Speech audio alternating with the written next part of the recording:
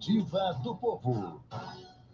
Agora é a hora da coletiva do povo. A gente já tá na linha já, maestro. Nós estamos com o Dr. Jorge Lago Pinheiros, ele que é otorrinolaringologista, com atuação em medicina do sono e doutorado em ciências pela Faculdade de Medicina da Universidade de São Paulo.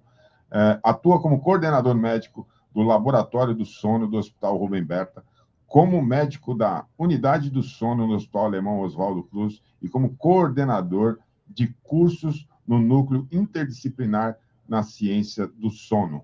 A gente vai bater um papo, a gente vai falar com ele a respeito do sono. Seja bem-vindo, doutor Jorge Pinheiros, é o Rogério Berê que está falando aqui. Muito obrigado por nos atender. Como é que o senhor está, doutor? Eu vou bem, boa tarde a todos os ouvintes. Boa tarde, Rogério. É um prazer estar com vocês. Prazer é nosso, doutor. A gente está aqui com o doutor, a gente vai falar sobre a Semana do Sono, quais são, né, quais as causas de problemas que o sono pode trazer, a falta de sono pode trazer, e a gente está aqui esperando você, né, pelo 5641-3030, 5641-3030, para falar, né, sobre isso e para a gente bater um papinho com o doutor. Doutor, já de cara, eu vou mandar um áudio aqui que o Wagner mandou, né, que hoje o Wagner ele tá participando, mas ele está em casa, né? E ele mandou um áudio aqui e eu já vou direto com ele, né, para a pergunta que ele tem para fazer para você, doutor. Oi, Berê. Minha pergunta aqui para o doutor Jorge, pessoal da Associação Brasileira do Sono, diz respeito à questão de hábitos, né? O brasileiro dorme cada vez menos, o brasileiro está entre os líderes numa espécie de um ranking global de ansiedade. Tem muita gente que tem o hábito de comer alimentos pesados antes de dormir, e adolescentes, pessoas de meia idade, todas as faixas de idade, a gente tende a ir com o celular para a cama, né?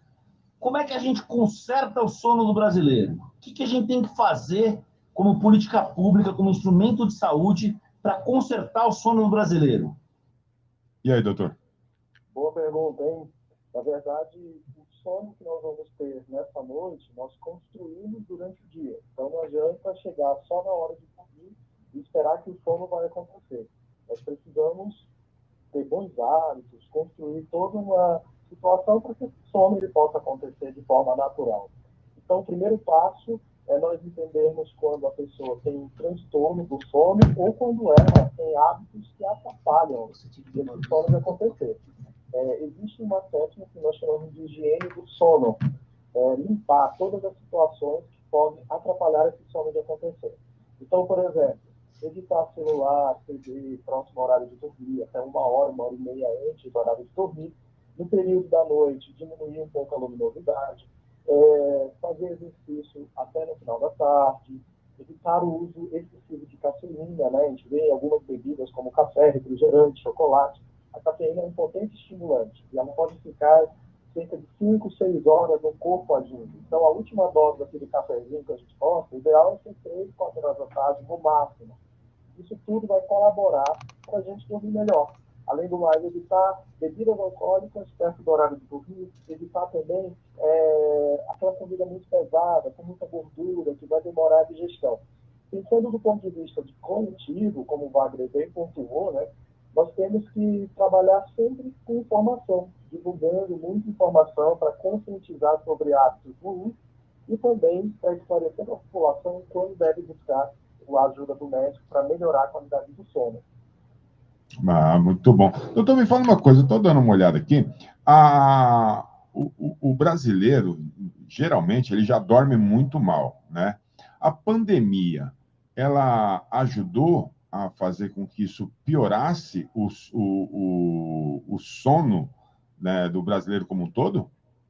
Rogério, piorou bastante, viu? Teve uma pesquisa feita por médicos aqui da Universidade de São Paulo, com a Associação Brasileira do Sono, e mostrou esse dado alarmante, né? Que 65% das pessoas, naquele período, realmente requeriam uma piora na qualidade do sono, sendo que isso era muito mais ainda acentuado entre as mulheres.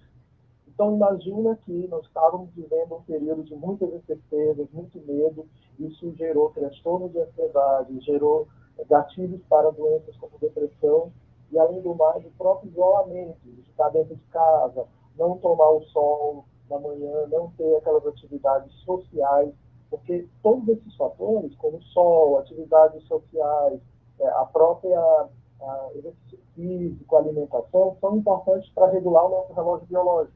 Sim. E as pessoas, depois de algum período, começaram a trocar o dia pela noite. Além do mais, muitas pessoas em casa, sem praticar exercícios, ganharam mais peso, se tornaram com sobrepeso, e isso pode influenciar principalmente em doenças como a apneia do sono e ronco. Então, de uma forma geral, piorou sim a nossa qualidade do sono nesse período de pandemia, e muitas pessoas continuam, após esse período, dormindo mal. Maravilha. Nós estamos conversando aqui com o Dr. Jorge Pinheiro, né, falando sobre a ciência do sono, né, ele que é da ABS, Associação Brasileira do Sono. A gente está esperando sua pergunta aqui. Faça a pergunta para o Dr. Jorge no 5641-3030, 5641-3030. Como é que está teu sono? Você está dormindo bem? Está dormindo mal? O que a gente pode fazer para melhorar? Faz a pergunta para o Dr. Jorge aqui, 5641-3030, a gente está esperando sua pergunta. Doutor, o que seria um sono normal? Muito bem. Dormir bem é a gente dormir até acordar espontaneamente, descansado, com atividade durante o dia, sem ter sonolência ou fadiga. Isso acontece? Possível, né? Isso é um quadro que acontece, doutor? Infelizmente, nós estamos numa sociedade que nos exige produzir muito, né? Então, estamos sempre preocupados com muita atividade para fazer, seja atividade de trabalho, atividade de lazer, às vezes maratonando aquela série até muitas horas. Isso tudo chega no dia seguinte, como que nós acordamos? Com sono. Sim. Então, não temos oportunidade de dormir adequadamente. Então, nós precisamos refletir sobre os nossos hábitos, sobre a nossa cultura e como que nós podemos respeitar melhor essa função do nosso corpo, que é o dormir. Entendi. Está chegando pergunta aqui para o doutor, então a Helena está mandando uma pergunta aqui, mas enquanto isso, doutor, o Wagner tocou num assunto sobre as redes sociais, sobre as crianças, né, de hoje em dia, que vivem muito nas redes sociais. Eu fiz um acordo com meu filho, vamos ver se eu estou fazendo a coisa certa. A gente tem os horários em casa, né? Mas por exemplo, 10 horas da noite na cama, porque no dia seguinte tem que acordar cedo e ir para a escola. Eu tiro o celular dele 1 hora antes. Isso ajuda? Isso ajuda muito. Lembrando que os adolescentes, principalmente, não sei qual a idade do seu filho, 13 anos. Eles têm uma tendência a utilizar o celular após o boa noite dos pais, que desliga a luz, né? Sim. Eles ficam lá utilizando o celular até altas horas da madrugada, conversando com os amigos e tudo mais, jogando. Isso prejudica muito a qualidade do sono e se reflete em vários aspectos, tanto na saúde como também no desempenho escolar, principalmente. E a gente sabe que o sono é fundamental para fixar a memória, para poder aumentar a concentração. Então, não dormir bem traz prejuízo escolar importante.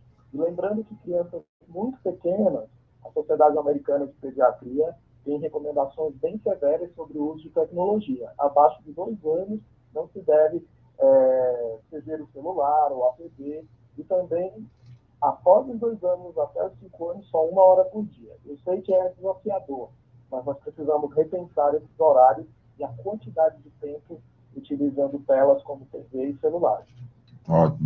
Então eu estou no caminho certo. Tem perguntas aqui, doutor. A Olga está mandando uma pergunta. Vamos ouvir aqui a Olga. Aqui, ó. Boa tarde, Berê. Boa tarde, Wagner. Boa tarde, doutor. Eu tenho um problema sério. Quando eu vou viajar, que eu vou dirigir, eu fico muito, muito agitada. Não sei se é muita ansiedade, eu não consigo dormir. Eu tenho que tomar um comprimido para me poder dormir. Quando passeio também, vou sair assim, na casa de alguém, também tenho esse problema. O que eu faço? É normal? Olga, do Taboão da Serra. E aí, doutor? Olga, possivelmente, o fato de você mudar para um outro ambiente, né, mudar de casa, visitar alguém e tudo mais, isso gera algum grau de ansiedade. E a ansiedade é um inimigo do sono. Então, o correto mesmo é você tratar essa ansiedade, que talvez ela esteja num patamar um pouco além da normalidade. E aí, você tratando a ansiedade, você vai melhorar consequentemente o seu sono. conversa com um psiquiatra, que é um médico super importante para poder te ajudar nesse aspecto, e com certeza você vai lidar melhor com todos esses sentimentos de agitação que acontecem quando você viaja ou está visitando alguém. É isso aí. A Helena está mandando uma pergunta aqui para você, para o senhor também, doutor, que o nome dela é Helenice, mas ela é tão participativa aqui, está sempre com a gente, que a gente já carinhosamente já chama de Helenais. Ela está falando que todo dia ela vai dormir 1h da manhã. Quando é 4 horas, ela está acordada, então ela dorme. Eu acho que eu não durmo muito pouco durante o dia e eu trabalho muito cansado. Então, assim, ela está falando, ela vai dormir às 1 da manhã, acorda às 4 e está sempre cansada também. 3 horas de sono, ninguém merece, né, doutor? Exatamente, Helena. Olha, já estou me sentindo íntimo também. Aí. Bom, você tem um quadro que é muito sugestivo de uma insônia. Insônia, ela pode ter relação com muitos outros problemas de saúde, então nós precisamos ficar atentos a isso. Dormir 3 horas por noite ou 4 horas por noite é muito pouco. Isso pode te trazer problemas de saúde tanto agora como no futuro. Hoje você está sentindo cansaço, fadiga, mas lembrando que o sono tem muita relação com doenças cardiovasculares, doenças do coração, pressão alta, arritmia, com questões relacionadas à nossa concentração e memória e o nosso desempenho no trabalho. Então, precisamos investigar melhor isso, essa sua qualidade de sono, e também você observar esses hábitos que eu conversei aqui no início. Porque muitas vezes a gente está tendo hábitos inadequados que fazem o nosso sono fugir. Então, nós precisamos melhorar isso para ajustar essa quantidade de sono que está pouco, hein? É importante você conversar com o médico sobre isso. Legal, doutor. Aí, Helena, vamos conversar com o médico, vamos ver o que está acontecendo. Tem mais uma pergunta aqui. Quais são os alimentos que ajudam a gente a ter um sono melhor, doutor? Porque o senhor disse que comer alimentos gordurosos, assim, ricos em gordura, a gente não deve comer antes de dormir, né? Então, assim, quais são os alimentos que ajudam a gente a ter um sono melhor? E eu vou complementar a pergunta do ouvinte, assim, qual é o horário ideal para dormir, para ter uma janta, né, onde você possa comer esses alimentos e para você poder ter um sono melhor? Boa pergunta. De uma forma geral, não há um alimento milagroso que vá fazer você dormir, mas há aqueles alimentos que são grandes vilões. O importante é você evitar jantar cerca de 2 horas no máximo, até antes do horário de dormir. Então, por exemplo, se você tem o hábito de dormir às 10 horas da noite, o seu jantar precisa ser no máximo às 8 horas. No máximo, porque isso promove a digestão no tempo adequado e melhora a sua qualidade de sono. Agora, tem alguns alimentos que são realmente grandes vilões. Então, por exemplo, chá mate, chá preto, chá verde, algum tipo de chá. Nem todo chá faz a gente relaxar. O chá de erva cidreira, o chá de camomila, o chá de maracujá, ele pode ser um relaxante importante e te ajudar a dormir melhor. Mas cuidado que tem alguns que são realmente perigosos. Lembrando também que alimentos com muita gordura, então aquela carne bem gordurosa, aquele alimento, uma feijoada, próximo ao horário de dormir, isso atrapalha muito o sono.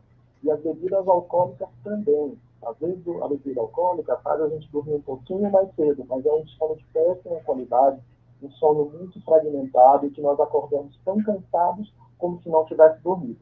Então, muito cuidado com a alimentação, comer uma saladinha, tomar um leite quente, um leite morno, isso ajuda sim com o sono, um chá adequado, mas o importante é que isso seja feito até 2 horas antes do horário de dormir.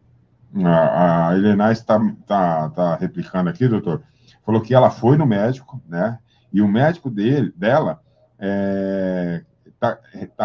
tá receitando para ela um remédio para dormir. Mas ela falou que ela não gosta de tomar remédio, ela não quer tomar remédio. E ela tinha até perguntado, uma outra pergunta em cima, ela falou assim, tem algum chá que ajuda a gente a tomar na hora de dormir, que ajuda a relaxar e o sono vir melhor? Como eu falei anteriormente, esses chás, como camomila, erva cidreira, chá de maracujá, ele pode ajudar, sim, a dormir. Mas, Helena, eu acho que você precisa de uma avaliação mais aprofundada para entender realmente o que está acontecendo com você. Então, às vezes, as pessoas têm ansiedade, têm outros problemas de saúde que podem colaborar para essa insônia. Então, eu acredito que o chá ele é um fator que pode te ajudar, mas talvez não seja sozinho a solução para tudo isso. Nem tudo significa ter que tomar remédio, mas às vezes o remédio também, se for necessário, se for com indicação certa, ele pode ser por um período curto uma importante ferramenta para melhorar o seu sono. Mas é importante realmente fazer uma avaliação ampla e se caso você não se sentir segura, converse com um outro profissional, procura um médico especialista em sono, pode ser um psiquiatra, pode ser um neurologista, e pneumologista ou um otorrino, eles também têm formação em sono e o ideal é que você investigue melhor isso, porque você está dormindo pouco e isso pode, de certa forma, atrapalhar a sua saúde. Doutor, temos uma pergunta aqui também falando o seguinte: o vinho, ele é amigo do coração e do sono? Né? Uma taça, um cálice, isso ajuda? É bom para o coração? É bom para o sono, o vinho, doutor? Essa é uma boa discussão, né? Que tem esse ditado que uma taça de vinho ajuda a saúde do coração, mas para o sono ele não é amigo de jeito nenhum. O vinho ele atrapalha o sono, ele pode fazer com que você até durma um pouco mais cedo. Ele entra naquela questão da bebida alcoólica que o senhor acabou de falar, né? Exato. Ele fragmenta o sono, deixa o sono com a sensação que a gente não dormiu tão bem, e ele pode causar até despertar sonambulismo e outros comportamentos estranhos durante a noite. Então, muito cuidado. Você pode, ninguém está proibindo tomar a bebida alcoólica, mas saber o momento e a dose certa. Uma taça de vinho cedo, 2 horas, 1h30 antes do horário de dormir, pode não influenciar no seu sono, tá certo? Mas sempre converse com o seu médico para saber se não há outro problema de saúde que contraindique o uso da bebida alcoólica. Certo. O Renato Naldes mandou um áudio aqui. Vamos ouvir aqui que ele está fazendo pergunta aqui para o doutor. Alô, galera da nossa querida Nova Morada. Boa tarde, Renato Vaz Naldes, o taxista. Boa tarde, doutor Jorge. Queria saber do senhor uma curiosidade. Eu fiz 2 noites de sono lá no Instituto do Sono, uma delas sem CPAP, e deu 91 picos de apneia em cada hora dormida. E depois eu fiz com o CPAP e caiu para metade. Ainda assim foram 46 picos por uma noite de sono. Foi recomendado que eu usasse um CPAP, que aliás fica a dica aí, meus queridos da Nova, que o SUS faz esse procedimento também. Eu estou utilizando um CPAP a partir de 2 meses atrás, e é feita pela White Martins, sem fazer propaganda da mesma, mas é quem produz o oxigênio, essas coisas todas. Está se falando de saúde, vale a propaganda.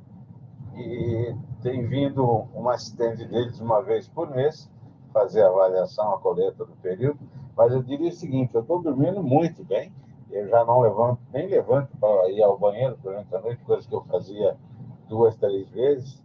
A patroa não tem reclamado mais dos roncos. A minha curiosidade é a seguinte: até quando eu devo permanecer com esse aparelho? Vai ter uma hora que eu não vai precisar mais dele, ou ele é ad eterno? Obrigado, doutor Jorge. Um abraço para toda a galera que vai ligada à Nova Morada.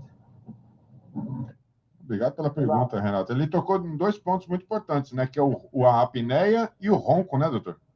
Perfeito. A apneia do sono é uma doença muito frequente, ela comete 1 em cada 3 pessoas, e um dos principais sinais e sintomas é o ronco. O roncar não é normal, o roncar indica que a pessoa tem algum problema de saúde.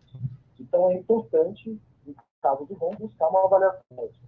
E a apneia é uma doença que você tem pausas na respiração durante a noite. No caso do Renato, ele tinha 90 pausas por hora. Então, é um índice muito alto. Isso pode trazer problemas de saúde, seja do ponto de vista do coração, cérebro, enfim, e piorar muito a qualidade de vida. E indicaram para ele um tratamento que se chama CPAP, que é um aparelho que faz com que essas apneias sejam eliminadas. E o indivíduo ele dorme com o Renato tem dormido com esse aparelho e tem controlado, pelo que eu estou entendendo, o quadro da apneia do sono. E ele me perguntou se isso vai ser para toda a vida. Bom, ele tem uma apneia muito grave, nós precisamos entender quais são as principais causas, mas de uma forma geral, a depender da idade, a depender do quadro clínico, o paciente vai utilizar sim o CPAP por toda a vida. Tem pacientes que pode, em algum momento, mas isso é uma exceção, ser retirado o tipo de equipamento. Mas, de uma forma geral, o CPAP costuma ser um tratamento de longo prazo. E eu sempre falo, vamos considerar que vai ser para a vida toda, você está dormindo bem, está controlando bem as apneias, isso que importa. O importante é a saúde do indivíduo. É isso aí. Renatão, segura. Renatão taxista, segura aí o aparelho aí que... Então, assim, começou a dormir bem, segura mais um pouco aí que você vai precisar dele um pouco. Doutor, eu estou dando uma olhadinha aqui, a gente está conversando, estou dando uma olhadinha, só para explicar para os nossos ouvintes o que está acontecendo, o rodízio de veículos foi suspenso hoje, devido às chuvas, né? Então, o rodízio foi suspenso. E que os congestionamentos, eles dispararam em São Paulo. A coisa está começando a ficar cada vez mais feia. Agora, doutor, em cima disso que eu estou colocando, o estresse é um outro fator que compromete muito o sono, né? Isso mesmo. Nós levamos para a cama todo esse estresse que nós vivenciamos durante o dia. Então, se eu tenho um problema no trabalho, se eu estou ali no trânsito e aquilo me deixa angustiado, nervoso, isso, de certa forma, vai interferir no meu sono, porque sono e emoções estão muito conectados. Então, o ideal é o seguinte: passou por uma situação de estresse, faz uma reflexão. Se for uma situação de hoje, não é uma situação crônica, faça uma reflexão, faça uma respiração profunda, anote, tenta ver como resolver, se há como resolver. Porque estresse é difícil. E estar estressado e não dormir torna o cenário ainda muito pior. Só piora. Então, nós que vivemos uma cidade como São Paulo, que é sempre desafiador, esse período de chuva e muito engarrafamento, as pessoas estão demorando horas e horas para chegar em casa. Então, nós precisamos refletir e tentar trabalhar as questões para que o sono seja o nosso aliado, não mais um vilão dentro de todas as situações que têm acontecido no nosso dia. É isso aí. A Helena está mandando um áudio aqui, doutor. Vamos ouvir ela aqui, ó. Muito obrigada, doutor, por ter respondido minha pergunta. Vou verificar o que está acontecendo, porque eu sempre achei que eu durmo muito pouco, e não era à toa, né? Como você está confirmando. Obrigada mesmo. Mas, Helena, eu vou falar uma coisa, para quem dorme 3 horas, né, a gente, né, você vai me desculpar, mas 3 horas é muito pouco realmente, né? Não tem como você... uma noite ainda vai se precisar, né, doutor? Agora, você manter isso na sua rotina de vida, chega uma hora que a conta chega, né? Exatamente. Imagina se eu disser para a Helena que ela vai ter que comer só um terço do que ela tem que comer. É difícil, mas por que a gente faz isso com o nosso sono, né? Então, a gente tem que entender que o sono é uma necessidade do corpo, como eu tenho a necessidade de comer também. Sim. E a gente tentar respeitar essa necessidade. Deixa eu te perguntar uma coisa, doutor. Quem dorme 3 horas corre risco de AVC e de cardiopatias? Os problemas relacionados ao sono de curta duração, eles são já muito bem documentados na literatura científica, sabe? Então, tem relação sim com doenças como pressão alta, diabetes, colesterol aumentado, pode aumentar o risco de você ter problemas neurológicos futuros. Então, precisamos ter uma atenção grande, porque hoje a gente sabe que dormir pouco é uma das principais problemas de saúde atual, né? É responsável por muitas situações que as pessoas vão de forma recorrente ao hospital, mas é porque o sono não está adequado. Então, o tripé da saúde é exercício regular, alimentação saudável e o sono de qualidade. Maravilha. Doutor, eu quero fazer um convite aqui, né, junto com o Wagner Belmonte também, de convidar o senhor para ter uma coluna semanal aqui, uma coluna gravada, se o senhor quiser, né, falando sobre a qualidade do sono, né? A gente pode montar isso aí, o senhor mandar uma coluna semanal, se o senhor estiver disposto, né, e gostar da ideia, a gente pode conversar se o senhor tem uma coluna semanal. O que o senhor acha?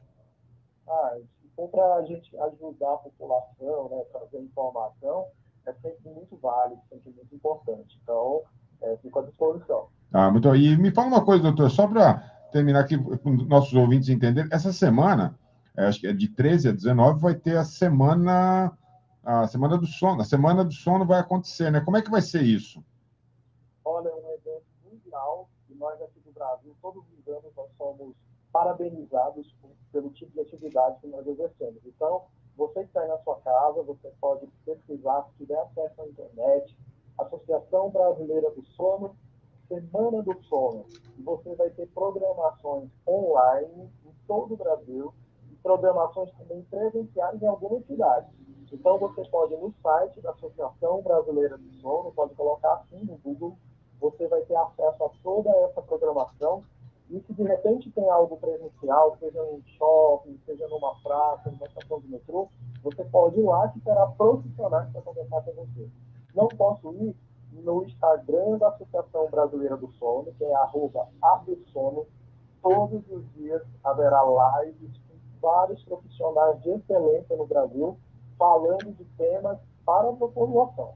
Então, não perca essa oportunidade, porque vai ser um trabalho maravilhoso de conscientização. Você vai poder mandar suas perguntas, vai ouvir especialistas famosos que publicam muito sobre o sono, fazem muitas pesquisas, trazendo informações para você. Então, vem com a gente participar, porque é imperdível e o evento vai ser muito bonito e muito importante para a sua saúde. É isso aí. Então, para você que está dessa semana aí de 13 a 19, vai ter a Semana do Sono, e se você quiser mais informações também no Google e também no Instagram, no ABSono. ABSono no Instagram, que você vai ter informações. Doutor, eu queria te agradecer muito por nos atender, muito pelo carinho, e volto aqui, o convite está feito, a gente volta a se falar, se você quiser ter uma coluna aqui, a gente colocar essa coluna gravada aqui, pelo menos uma vez por semana, para falar um pouquinho mais da qualidade do sono, como a gente pode dormir um pouco melhor. O senhor já está convidado aqui para participar da coluna do Nova Morada em Notícia. Muito obrigado, Rogério. Obrigado a todos os ouvintes. Foi realmente um prazer conversar com vocês sobre sono e que a gente possa repetir esse momento mais vezes. Muito obrigado, o prazer foi nosso. Doutor, um grande abraço, fica com Deus e até a próxima, hein? Abraço.